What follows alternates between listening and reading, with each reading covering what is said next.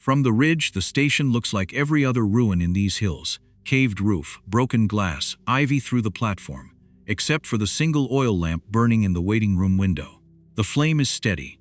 There is no wind down there in the cut, no movement on the platform, no smoke from the chimney pipe that leans out the side of the building like a broken finger.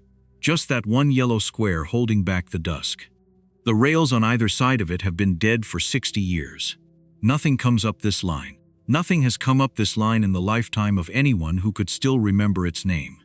And yet the lamp burns, and from the ridge, if a person stands very still, they can almost just believe they hear something far down the cut. A low metal sound, like a rail settling under a weight that isn't there. He had been walking the line for 3 days when he saw it. He was 19, maybe 20. He had stopped counting birthdays in a serious way after the last one passed in a bus station with a vending machine sandwich and a paperback he had already read. He carried a frame pack the color of wet stone. The straps darkened where his shoulders had worn into them. The pack weighed 41 pounds with water, and 43 with the small canvas tarp, rolled and lashed across the top. He knew the weight because he had weighed it on a feed store scale in the last town, the way he weighed it every time he restocked. Because a person who lives out of a pack learns very quickly that an extra pound is a mile less of walking before the knees go. Inside the pack, in a precise order he never deviated from. A wool blanket folded in thirds, a change of socks in a sealed bag, a tin cookpot nested around a smaller tin cup, a folding knife with a bone handle that had been his father's or somebody's father's, a small first aid kit, a coil of paracord, a headlamp with 2 spare batteries taped to its side, a paperback of railway folklore stripped of its cover to save weight, and a tobacco tin that did not hold tobacco. The tin held a folded photograph he had not looked at in 2 years, and a brass key to a house he no longer had a right to enter. He had aged out of the system at 18 with a duffel and a check that did not last the winter.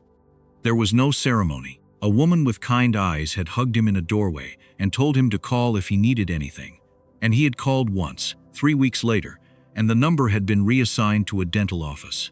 He understood then, in a way that did not hurt so much as settle, that the world had a finite amount of attention to give a person, and his share had been spent before he learned how to ask for more. So he walked. He had read somewhere, in a county library, in a thin book with a torn spine, that the old logging and freight spurs that crossed the northern hills had been abandoned in waves through the 1960s, that the rails had been pulled in some places and left in others, that whole stations and water towers and switching shacks still stood up in those cuts where no road went. He had folded the page corner. He had circled 3 of the names in pencil. And when the season turned cold enough that sleeping in town parks became a problem, he had taken a bus to the last of those names and started walking north along the ballast. The first day, the rails ran through cleared farmland, and farmers waved at him from tractors and asked no questions. The second day, the line climbed into pine, and the ties beneath his boots went soft with rot, and the spikes loosened and rang underfoot if he stepped on them wrong. The third day, the trees closed over the cut entirely, and the rails ran under a roof of branches in a green tunnel, and he stopped seeing footprints in the soft places, and stopped seeing beer cans, and stopped seeing anything at all that suggested another person had walked this stretch in the last decade. He liked it. He liked the silence the way some people like a heavy quilt. He had made his small fire each night a few yards off the rails, in the lee of a fallen log or a stone outcrop, and he had eaten cold oats softened in his tin cup, and slept with his pack under his head and woken before light to walk again. There was nothing romantic about it. His feet hurt. His shoulders hurt. He stank in the honest way of someone who washes when there is water, and does not when there is not. But each morning he was the only person for what seemed like miles in any direction, and the loneliness that had pressed down on him in towns lifted. Here, into something almost weightless. Out here, no one had forgotten him. There was no one to do the forgetting. On the third evening, with the light going blue and the cut narrowing into the first real hills, he came up onto a ridge where the line bent east, and he saw the station below him in the fold of 2 slopes. He saw the caved roof first, and the dark gap in the platform where the boards had given way, and the ivy that had eaten the signpost until the name was nothing but suggestion. He saw the dead siding curving off into the trees, and the slumped water tower beyond it with its hoop bands rusted into ribbons. And then he saw the lamp.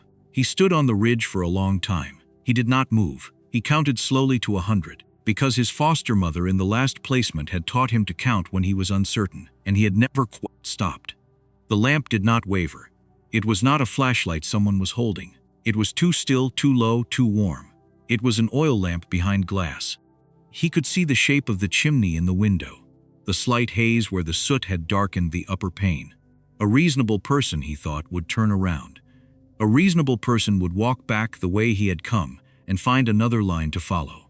The hills behind him held nothing but trees and rain and the long, quiet falling asleep of a country that had stopped paying attention to itself. The lamp ahead of him meant a person, and a person up here, in a place no one came to, was a kind of person he did not know how to read. He did not turn around. He stood on the ridge until the light went out of the sky above the trees, and then he started down. The slope was steep and slick with needles. He went down it sideways, the way he had learned to go down slopes with weight on his back, knees soft, one hand brushing the ground. Halfway down the air changed. He noticed it the way an animal notices it, a damp coolness rising from the cut, and beneath that something else. Wood smoke, not a campfire. Older, settled. The smoke of a fire that had been burning, low and tended for a long time. He stopped 20 yards from the platform, in the cover of a stand of young hemlock, and he listened. He heard the wind shifting in the high needles. He heard the faint trickle of water somewhere under the ballast, a culvert still doing the small job it had been built to do. He heard, when he listened hard, the soft pop and settle of a fire inside a stove. And then, just at the edge of hearing, he heard the rails. It was not a train. He understood that almost at once. It was the sound a rail makes when temperature changes through it, a long, faint metallic complaint as the iron tightens or loosens against its spikes. He had heard it on the second day, on the warmer stretches. But here, in the cold of the cut, it carried farther than it had any right to. It came from down the line, from the dark where the rails ran on past the station and into the trees, and it sounded, he could not help thinking, like something distant beginning to move. He held his breath. He waited. The sound did not grow. It did not become a horn or a headlight or the trembling of ballast under wheels. It simply held there, at the edge of his ear, the way a long word will hold in a dream before you can quite hear what it says.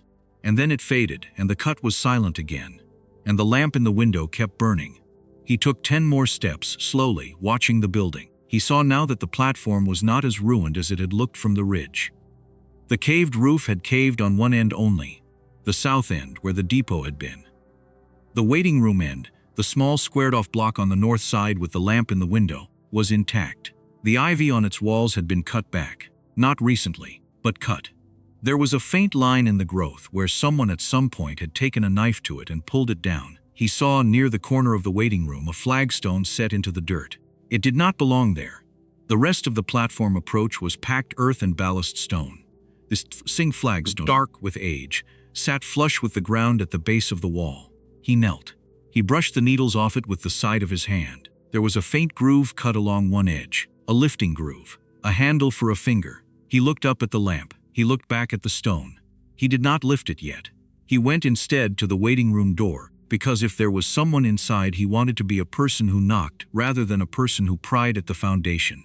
The door was warped in its frame. He raised his hand. He knocked 3 soft times and waited and heard nothing. He knocked again, nothing. He tried the latch. It lifted easily, with the small worn click of a latch that has been lifted many thousands of times. The door opened inward on quiet hinges. The waiting room was warm. That was the first thing, warmer than the cut outside by a margin that meant a fire had been burning here today, perhaps within the last few hours. The second thing was the smell. Wood smoke, beeswax, a thread of something herbal he could not name. The third thing was the lamp, on a small wooden table beneath the window, its chimney clean, its flame low and steady. The fourth thing, the thing that took his breath out of him in a slow and gentle way, was that the room was empty of people, but everything in it had been arranged for one. A single chair, oak, drawn close to a small iron stove in the corner. A folded blanket over its arm. A tin kettle on the stovetop still warm to the back of his hand when he tested it. A row of 3 cups on a shelf, each one different, each one washed and rimmed down. A book open on the table beside the lamp, its page held flat by a smooth river stone. He looked at the book without touching it. It was a passenger schedule from the line, dated 1959, open to the timetable for the northbound run. He stood in the middle of the room and did not move. He did not call out. He understood, by some sense he could not name, that calling out would be wrong. This was not a house with someone in it. This was a house that had been waiting for someone, and the someone was him, or someone like him, and the right thing to do was to be quiet and look. Behind the stove, in the wall that would have backed onto the hillside, there was a second door. It was narrower than the first and lower, and its frame was set into stone rather than wood. The stone had been worked. He could see the chisel marks. The door itself was iron-banded oak, dark with linseed oil, and the latch on it was a simple wooden peg through a hasp. He looked at it for a long time. He looked back at the chair and the open schedule and the warm kettle. He lifted the peg. The door swung in on a small room cut back into the hill. It was not a cellar. It was a home. The room was 12 feet by 14 by his rough eye. He had paced a lot of rooms in his life and was steady at the count. The walls were dressed stone, jointed clean, with timber beams set into the ceiling at regular intervals. A narrow bed was built into the far wall, with drawers beneath it and a shelf above. A small writing desk sat under a slit window cut high in the rock, and through the slit, faintly, he could see the platform outside and the curve of the rail beyond it. A wood stove, smaller than the one in the waiting room, vented up through a flue that ran into the same chimney. A washstand with a basin and a tin pitcher. A row of shelves along the long wall holding glass jars sealed with wax, each labeled in a careful hand. Popples, 47 beans, 49, 51. The dates ran on. Some of them were old enough that the wax had clouded. Some of them were recent. He stood in the doorway and did not breathe for a long count. Then he stepped inside. The floor was wide pine boards, swept clean. Under the desk, a pair of leather boots, oiled, set neatly side by side. On the desk, a Pro pocket watch, its glass clean, its second hand, sweeping. A small enamel plate with a pencil and a folding rule across it. A roll of paper tied with twine. He did not touch any of it yet.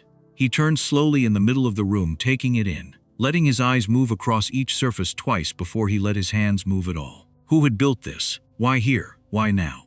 The questions arrived one at a time, slow and clear, and each one made the next one larger. The room had not been built in panic. It had not been built quickly. The stonework alone would have taken a man working alone the better part of a summer, and the cabinetry, the joinery of the bed frame, the dovetails on the drawer fronts represented hundreds more hours. Someone had wanted this room. Someone had wanted it badly enough to do the work, and quietly enough that the rails outside had been able to die, without anyone above ground noticing this place existed. He sat down, eventually, on the edge of the chair at the desk. He sat there for a long while, listening to the small ticking of the pocket watch and the faint draw of air up the flue, and he felt, for the first time in a long time, that he was inside something rather than passing through it. He let himself be inside it for as long as he needed. Then he untied the twine on the roll of paper. The plans were hand-drawn, in pencil, the buff yellow drafting paper that had not been sold in any store he could remember. They showed the station in plan view, with the waiting room and the depot and the platform, and behind the waiting room, in faint dashed lines, the hidden room he was sitting in. The plans were dated, in a small neat hand in the lower corner, April 1959. Below the date, 2 initials, E.H. Beneath the first sheet, a second showed the line itself, the cut, the siding, the water tower, and 3 small squared marks farther up the rail, drawn faintly, labeled in the same neat hand. The first was marked Shack, K7. The second, 2 miles farther on, was marked KH, K9. The third was marked simply with a circle, no name. The numbers below them ran in pairs, 14.3, 16.1, 18.0. He understood after a moment that the numbers were mileposts. He set the plans aside and lifted the next item on the desk, a small wooden box hinged. Inside, a photograph, black and white. A man, perhaps 50, in railroad worker's clothes, standing on the platform outside holding a surveyor's transit on a tripod. The platform behind him was clean and new. The ivy was not yet on the walls. The sign above his head read clearly, though the wood had not yet weathered, a town name he did not recognize, and beneath it the line designation. On the back of the photograph, written in pencil in the same neat hand, Spring 1959. The line will be closed by autumn. I will not. He read it twice. He turned the photograph face down on the desk. In the small drawer of the desk, a ring of keys, 6 of them, brass and iron, each tagged with a small paper label in the careful hand, waiting, Ein, Shack Catch Tower, and one label that simply read Home, with no further explanation. In the next drawer, a journal. Brown cloth cover, no title. He opened it to the first page. The handwriting matched everything else. The first entry was dated April 11, 1959. The last entry he saw when he flipped to the back was dated October of a year he had to read twice. It was very recent, more recent than any year he had expected to find in this room. Within his own lifetime, by a margin, he closed the journal without reading it yet. He felt, sitting there with all of it laid out around him, that he had walked into the middle of a long conversation, and that the polite thing, the right thing, was to learn the language of it first before he started turning pages. He spent the rest of that night quietly.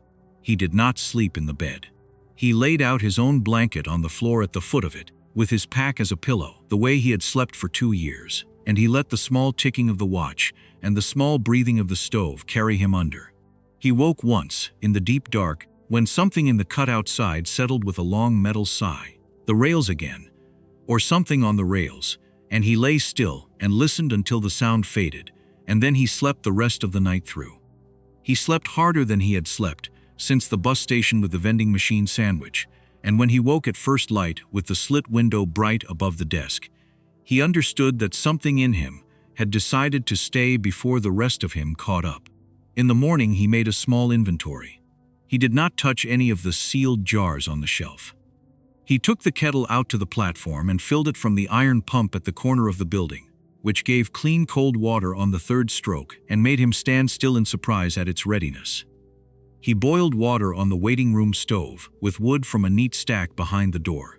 He drank from one of the 3 cups on the shelf, the smallest one, blue enamel chipped at the rim, and washed it after and set it back rim down where he had found it. Then he opened the journal. The first pages were dry. Notes on the closing of the line, weather records, supply lists, a man documenting the slow death of his work. The handwriting was steady, unhurried. The man, E.H., the photograph, the surveyor, had been on the line since the war. He had built the waiting room extension, he wrote, with the foreman's permission, in the last spring before the closure. He had stayed on as a watchman through the autumn. When the watchman position ended, in November of that year, he had quietly not left. The depot end of the building had been let to fall. It was easier, he wrote, to let a place look ruined than to defend a place that looked kept.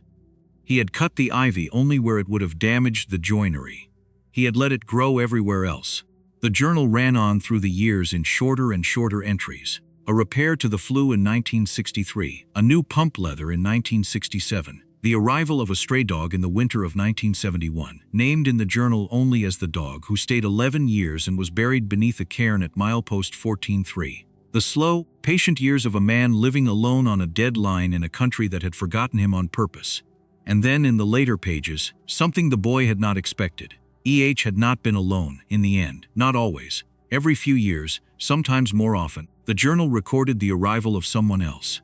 A young man in the autumn of 1974, walking the rails north with a bedroll. A girl in the summer of 1981, who stayed 2 weeks and left a note he had pasted into the journal. A boy in 1989, no older than 14, who had been fed and dried out and walked back down to the nearest road in the morning. The entries about these visitors were brief, careful, and oddly tender. E.H. did not give them names.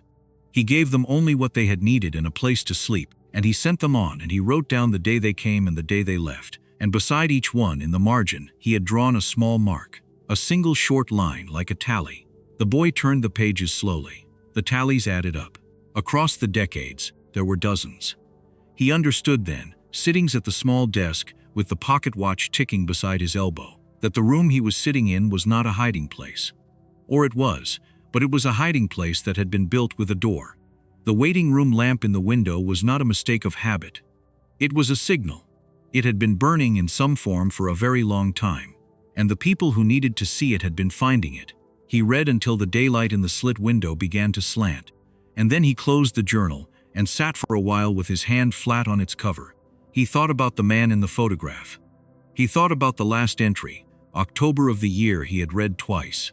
He thought about the kettle, which had been warm when he came in. He thought about the boots under the desk, oiled and set side by side. He stood up. He took the ring of keys from the drawer. The map had shown a shack at milepost 14.3. The same cairn, he realized, the dog's grave. He shouldered his pack with only the things he might need for a day's walk, and he closed the inner door behind him, and the outer door behind that, and he went out along the line in the cold morning with the brass key marked shack in his jacket pocket. The walk took most of the morning.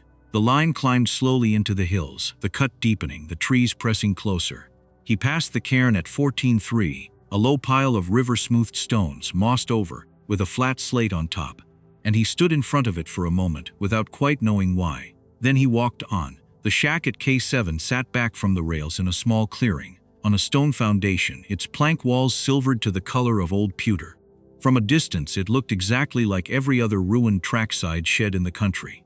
Up close the door swung true on its hinges, and the lock turned cleanly under his key, and inside it was as warm and dry as a room that has been kept by someone who knew what they were doing.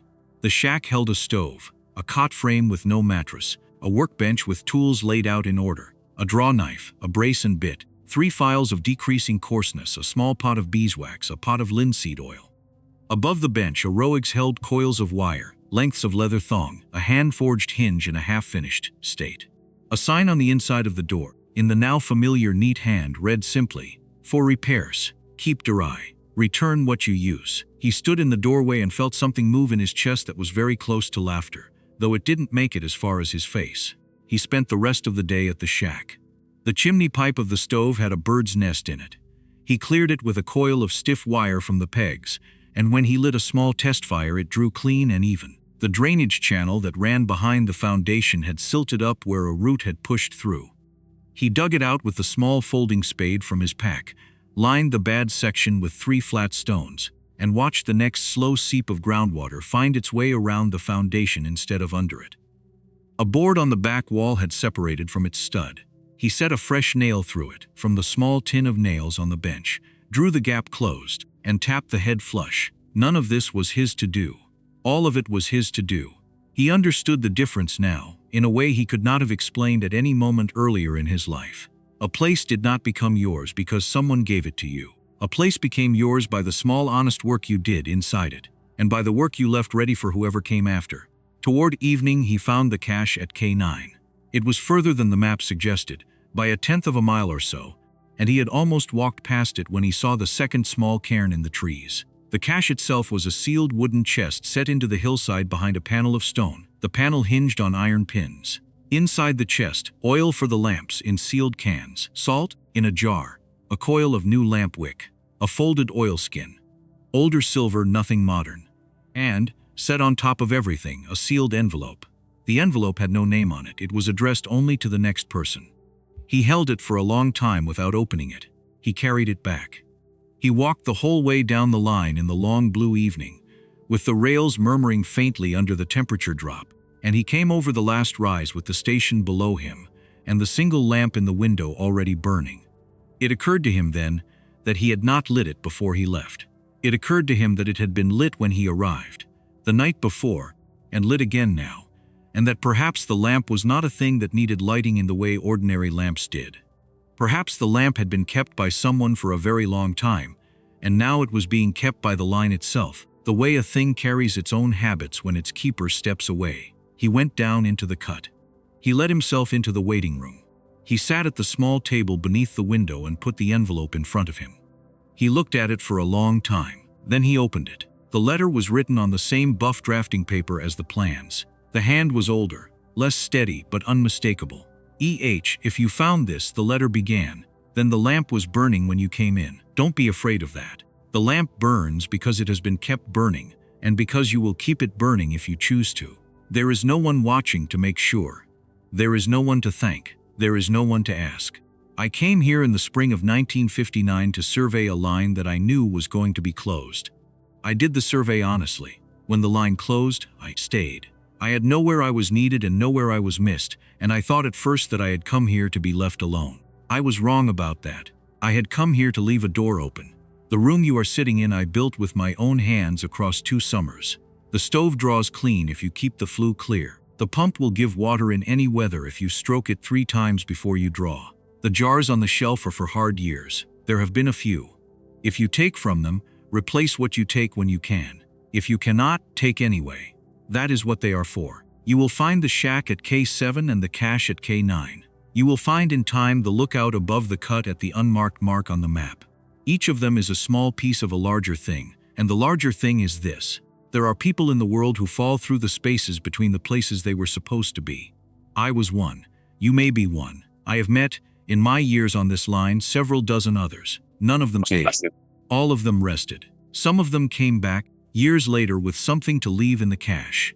That is how the cache stays full. I will not be here when you read this. I am old, and the line is not for the old. I have gone where one goes. But I want you to know.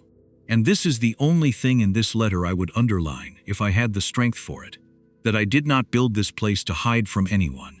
I built it so that the next person who came up the line cold and alone would find a lamp in a window and a door that opened. The line was abandoned.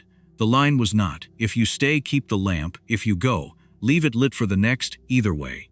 You were not forgotten. You were waited for. That is not a small thing. It may be the only thing. He read the letter twice.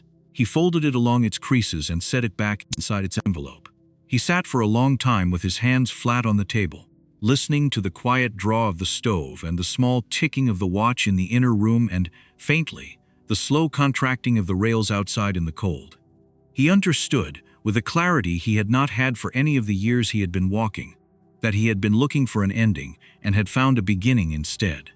That the loneliness he had carried in his pack along with the 41 pounds of gear had not been a thing wrong with him.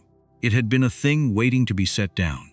There had been a place all along, in the country that had stopped paying attention to itself, where someone had been keeping a lamp lit in case he came. He stood up eventually. He trimmed the wick of the waiting room lamp by a careful 1/16 of an inch. He set the kettle on the stove. He took the ring of keys and hung it on the small iron hook beside the inner door, where he had found it. He took the brass watch from the desk and wound it the 7 turns it asked for, and he set it back face up on its enamel plate. In the morning he would walk to the unmarked mark on the map, the lookout above the cut, the one had drawn as a circle without a name. He would see what was there. He would see what needed clearing, what needed sealing, what needed a fresh nail. He would carry back what he could carry, and he would write the day in the journal in his own hand, beneath the last entry in the older one, and he would draw a small short line in the margin for himself. But that was the morning. Tonight, the lamp burned in the window, and a kettle whispered on a stove, and somewhere down the dark cut the rails murmured faintly with a sound that, if you listened very carefully, was not quite a train and not quite the wind. Only the long iron memory of a line that had been left alive on purpose, for him, and for whoever, in the cold spring night still to come, would walk up out of the trees and see the single light burning, and understand that they had been waited for. He turned the lamp down by a hair, the way he had seen it set on the night he first came in. He left it burning.